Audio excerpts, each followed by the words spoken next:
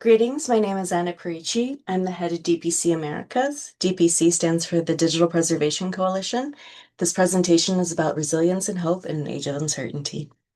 So there's no exact precedent for today's uncertainty, but the digital preservation has managed large challenges over the course of its more than 22 years of operation. What have we learned over that time span? First, is a clear mission is an invaluable tool. Second, digital preservation is not a solvable or one-size-fits-all challenge. In fact, it's only getting harder and more ubiquitous. Um, Continually doing what we've done before has been working, and continually counting on good governance, community expertise, and solid planning has been an excellent way to lead the way. So at the DPC, we do five things, starting with community engagement. We also have advocacy. We do workforce development, also known as professional development. We have good practice and standards team, which is also known as best practices sometimes. And then the management and governance is the fifth part. So DPC Americas is DPC as it is present in other parts of the world in time zones that are more convenient for those of us in the Americas.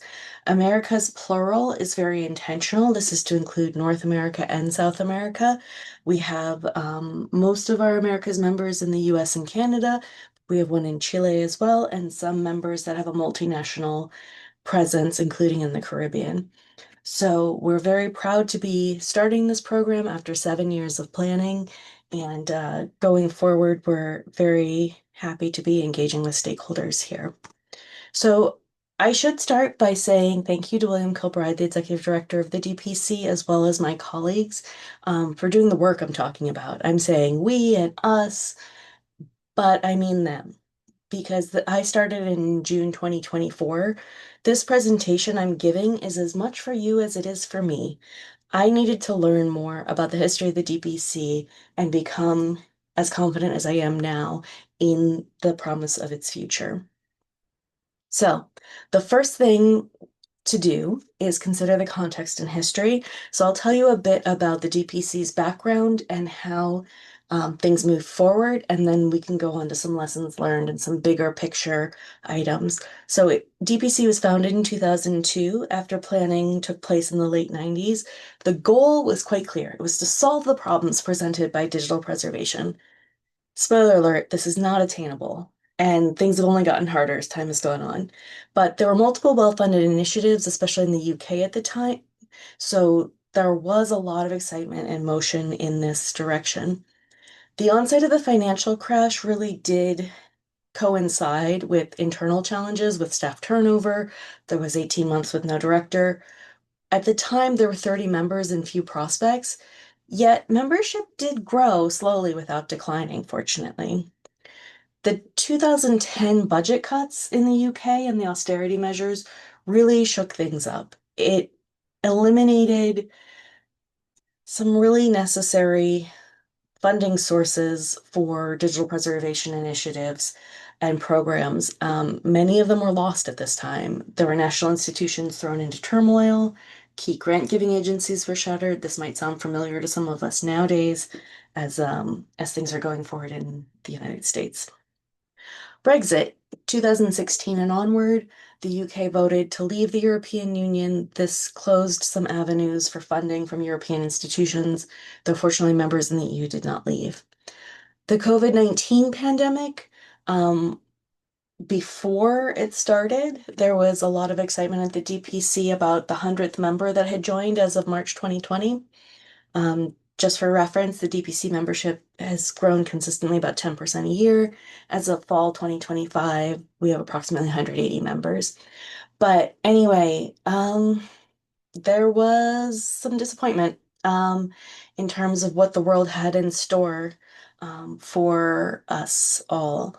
So there was some contingency planning that took place pretty quickly, including forming a fund to help members pay for their fees in case they could not pay their invoices. Interestingly, this fund was never used for this purpose. It ended up being entirely unclaimed and was transferred to be grants for folks to attend iPres in 2022 when the DPC co-organized it. Fortunately, the DPC already had some precedent for conducting business and events online. Um, we have multiple offices. At the time, the Australasian office had just been founded, and we had offices in Glasgow in Scotland and York in England. So there was some experience with hybrid work. There was some experience with hybrid events. Some events were in person, but several were also online only, including some special interest groups. So in the wider world, deferred digital projects got a lot more attention while offices and archives were closed. So this was an opportunity for folks to see the value of DPC's training assets and really be hungry for growth in terms of their skill sets and expanding the possibilities of their programs, especially when it came to digital preservation. Zoom meetings, including DP Connect, were deeply appreciated, especially during social isolation associated with lockdown. DP Connect is an agendaless 30-minute meeting where folks can come and talk about whatever they want to talk about as long as it has to do with digital preservation. And we just started DP Connect as a standing meeting in the Americas at 2 p.m. Eastern Time. And it's a monthly occurrence. We had our first one last month and it was very successful. So I'm looking forward to seeing many of you there going forward. Current uncertainty. Well, we had very good growth in the Americas in 2024 and early 2025, but now we're living in the midst of some challenges, some of which could be foreseen and others not as much. But at the end of the day, there are a lot of cuts to libraries and, shuttering funding sources, and there are federal agencies and other agencies risks at risk. So we have some hard times ahead of us, especially in some countries. So, what have we done before? What do we continue doing? Building a strong team to support the community. So we have paid staff with no end date. These are not precarious grant-funded positions. These are 14 full-time positions with an expectation to continue work. So there is some short-term consulting work that's part of our income stream, but grants are not a primary source of revenue. Our member fees are. So stabilization and leadership was really important and gave a basis to improve work and have insightful programs evolve. Again, shout out to my colleagues for their dedication, their flexibility, and their enthusiasm despite uncertainty in the past, and shout out to them now.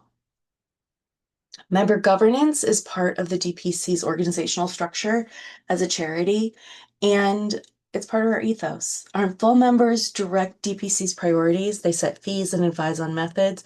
We have a board that works in partnership with a council. The council is made of all full members of the DPC. Any member can nominate for a board position. We have an elected chair and vice chair that make the appointments to the board. Board appointments are 6-year terms. We also have the benefit of having competency-based appointments available. So for example, if we need someone with financial acumen, we're able to appoint a member that has an MBA and a lot of skills in this area. That's a real example. So optimistic mindset, realistic planning. This can take the form of a strategic plan. 5-year strategic plans have been a very valuable tool. The first was created in 2008, which was following a needs assessment that happened in 2002 when the organization was founded. They've become a fixture over time. Our current one runs from 2022 to 27, and the formation of our next plan will begin soon. We have clear member benefits that I'm not going to read here, lest this sound like a membership pitch, but in short, we have events in person and online. Some are for anyone and everyone, some are for members only. We have an expert community of members, including an active mailing list and special interest groups. We support maturity modeling through the DPC's rapid assessment model. Rapid assessment model is available to all. The support is something we offer members specifically. And I will move on from that slide. Something else that was very important was the stabilization of finances and maintaining an affordable membership fee.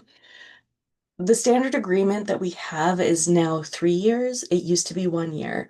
We are now able to send an annual prospectus with the invoice. Previously, we need to see who paid to be able to send out a prospectus. Now we have cash reserves that ensure ongoing operations, even if memberships decline in the short term. Membership rates have been stable and increases have been modest and are based on a standard rate in the UK. Um, so usually it's about 2 to 3% annually. Our membership is not a monoculture. We have universities, government agencies, commercial entities, and this disperses the impact of cuts. Some areas may thrive when others are hurting. Some areas may have insights to provide that give guidance when it's especially needed. So this cross-pollination is really a big part of the benefit of the DPC and the way it's put together, and the fact that we are open to for-profit and nonprofit members alike. We also have full transparency in pricing and no variation based on the size of the organization. What I mean by that is we have full members that pay 3 times more than associate members. I've mentioned some of the things that the full members can do in terms of governance, and they have more literal seats at the table, sometimes in trainings. So it's a 3 to 1. Here are our fees, completely open book there. Vendor neutrality is also part of the DPC. This has a number of benefits because we can provide a safe space for productive conversations about products and services. Vendors do have the opportunity to be supporters of the DPC, so they financially can give the DPC funds that enable us to do things like an R&D fund or have career development awards that we give to members. Being independent of specific software and tool sets helps us avoid being connected to life cycles of technology as well. So that's a value. Meeting people where they are and being useful. This is really integral to the way we work. I've mentioned training opportunities. There are a few more notes on those though. First, when hiring freezes or staffing cuts take place, professional development becomes even more important. You can't hire for expertise, so sometimes the skills have to be built ASAP by those who are already there. More responsive to needs. The DP Clinic topics are often based on information gathered in DP Connect sessions. We also take suggestions via member surveys. We welcome member presentations in webinars as well as special interest groups. We do have some free public training, which is part of DPC's mission. That includes Novice to Know-How, which is on a learning platform that allows like self-guided asynchronous learning. We also have open webinars, including a 7-part series on community-owned workflows that took place this last winter, and all of those videos are freely available online. We try to meet people where they are, and virtually that was online, and we still have in-person events. We've been sponsoring some, including these that you see here for iPres, 2 meetings in Canada. One was At Risk North 3, the other was the launch of the Kula Academy just last week, and we're very proud to sponsor this conference, NDSA's Digital Preservation Conference. So in conclusion, I look to these points as the basis for this presentation. I won't read them for lack of time, but these are how we're moving forward. This is what we've done and what we will be doing going forward. So we'll end with a message of hope. I earlier in my career used to see these lions a lot outside of New York Public Library, where I worked early in my career, and they're named Patience and Fortitude. And they were named that by Mayor LaGuardia during the Great Depression. And he felt New Yorkers would need patience and fortitude to survive what was ahead. And I feel like that applies here to us now as well. And together with patience and fortitude, we can be a global community that works to bring about a sustainable future for our digital assets. I really am trying to hammer home that the shared global challenge we face is something that we can approach effectively if we cooperate. And we can do so as a global community. These are some logos from our members, but members and non-members alike are very welcome to be part of the solutions that we seek to digital preservation challenges ahead. So in this picture, you see some attendees of iPres 2022, as well as many of the people who did the work I've talked about. So thank you very much to all of them. Let's work on this together. We have a shared challenge ahead, and I appreciate your time and attention. Thank you.